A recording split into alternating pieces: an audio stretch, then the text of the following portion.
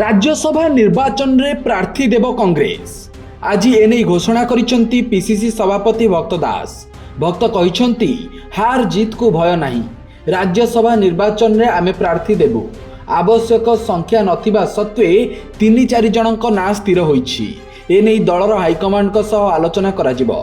दल भितरु किंबा बाहरु भी काहाकु जनकु प्रार्थी करा जाई पारे। तेबे ओडिशार मोट 4टी राज्यसभा आसन खाली हेबाकु जाउछि। बीजेडी 2 सांसद मुन्ना खां और निरंजन बिसी एवं बीजेपी 2 सांसद सुजित कुमार एवं ममता महंतଙ୍କ कार्यकाल शेष हेबाकु जाउछि। तेणु एही 4 आसन रे निर्वाचन हेबो। विधानसभा रे संख्या दृष्टि शासक दल बीजेपी 2टी और मुख्य विरोधी दल बीजेडी गोटिए आसन सहजरे हातेइबे। हेले चतुर्थ आसन पई कौनसी दल पाखरे आवश्यक संख्या नाही। एभली स्थिति रे चतुर्थ आसन उपरे समस्तଙ୍କ नजर रहिछि। गतकाली आईन मंत्री पृथ्वीराज हरिचंदन एही चतुर्थ आसन बीजेपी निश्चय दखल करिबो बोली दृढ़ोक्ति देखाइथिले। आज कांग्रेस प्रार्थी देव बोली भक्त घोषणा करिबा परे चतुर्थ आसन पई टक्कर होई पारे बोली कुआ जाउछि।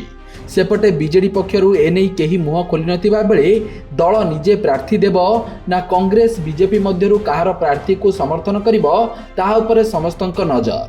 सेपटे केही स्वाधीन भावे नामांकन भरिले चतुर्थ आसनर अंक आहुरी जटिल होई पारे। एभली स्थिति रे गोटिए राज्यसभा आसन पई आगकु राज्य राजनीति रे बड़ हटचमट हेबो बोली कुआ जाउछि। Bureau report, Satyapath news.